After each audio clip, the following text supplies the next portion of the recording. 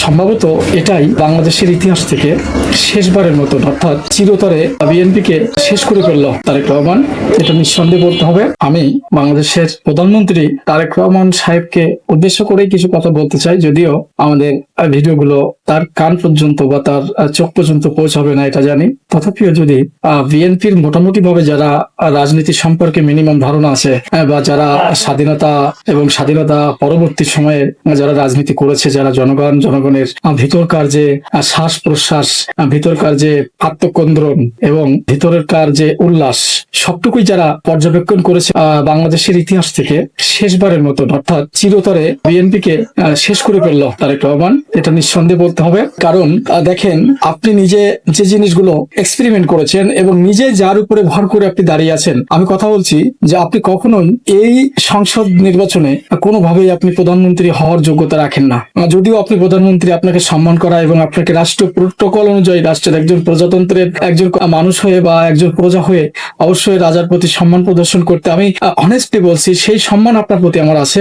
But আপনি একটু যদি চিন্তা করেন, আজকে বাংলাদেশে যে আপনি প্রধানমন্ত্রী হলেন, এর ম্যাক্সিমাম কিছু গুজব ছড়িয়ে হয়তোবা অনেক প্রান্তিক পর্যায়ের খেটে খাওয়া মানুষগুলোকে আপনি কথা দিয়েছিলেন, বা আপনার যারা সংসদীয় নির্বাচনে বিভিন্ন জায়গায় এমপি পদপ্রার্থী হয়েছিল এবং বিভিন্ন মাঠ পর্যায়ে যে সমস্ত কর্মী আপনার আছে, তারা অবশ্যই বলেছিল মাত্র শেখ হাসিনাকে ফিরিয়ে নিয়ে আসার জন্য তারেক রহমানকে ভোট দিতে হবে। এরকম অন্ততপক্ষে আপনি 15 থেকে 20% ভোট আওয়ামী লীগের ভোট পেয়েছেন। আমি সেটাও বলবো না। আমার কাছে যুক্তি হচ্ছে যে আপনি নিজেও এক্সপেরিমেন্ট করেছেন যে বাংলাদেশে 76 বছরে একটা রাজনৈতিক দল তার সাথে শিকড়ের সাথে, ডালপালার সাথে, শাখা প্রশাখার সাথে, রক্তের সাথে, মাটির সাথে, রসের সাথে, পানির সাথে, বায়ুর সাথে, বাতাসের সাথে, সবকিছুর সাথে ওতপ্রোতভাবে মিশে আছে একটা সংগঠন, এবং সেই সংগঠনের সাথে অন্ততপক্ষে কয়েক কোটি বলতে আপনি নিজেও যদি এক্সপেরিমেন্ট করেন, নিজেও যদি বাস্তব সবকিছুকে বৃদ্ধাঙ্গুলি দেখালেও বাস্তব একটা দৃশ্যমান রিপোর্ট কিন্তু আপনি জানেন।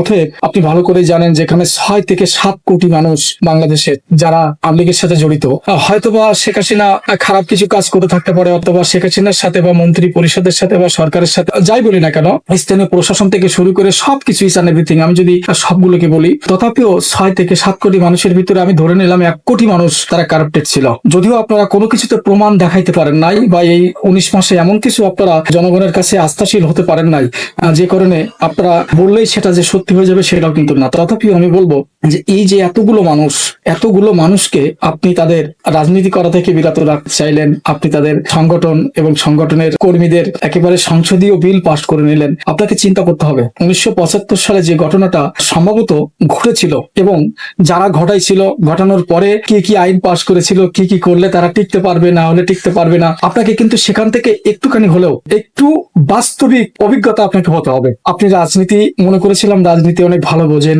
মানুষকে বোঝেন, মানুষের ভাষা বোঝেন, মানুষের সংস্কৃতি বোঝেন, মানুষের ভিতরকার যে মানবতাবোধ বোঝেন। বাট এখন এসে মনে হলো যে আসলে আপনি রাজনীতিতে অনেক কাঁচা, অনেক কাঁচা, এটুকু বলতে হবে। তো তারপরেও আমি আমার যে লজিকটা আমি আপনাকে বোঝাতে চেয়েছি, বা আমার যে লজিকটা আমি আপনাদের নেতাকর্মীদের মাঝে বলতে চেয়েছি, সেটা হচ্ছে যে এত বড় একটা সংগঠনের এতগুলো মানুষকে যখনই আপনি গলা চেপে ধরবেন, আপনি যদি একজনের গলা চেপে ধরেন হয়তোবা সে সাহস পায় না, সে শক্তি পায় না, কিন্তু এতগুলো মানুষের যখন আপনি গলা চেপে ধরছেন, এতগুলো মানুষ যখন সম্মিলিতভাবে সোচ্চার হবে, তখন আপনার অবস্থা কি হবে আপনি কি একবারও ভেবে দেখেছেন?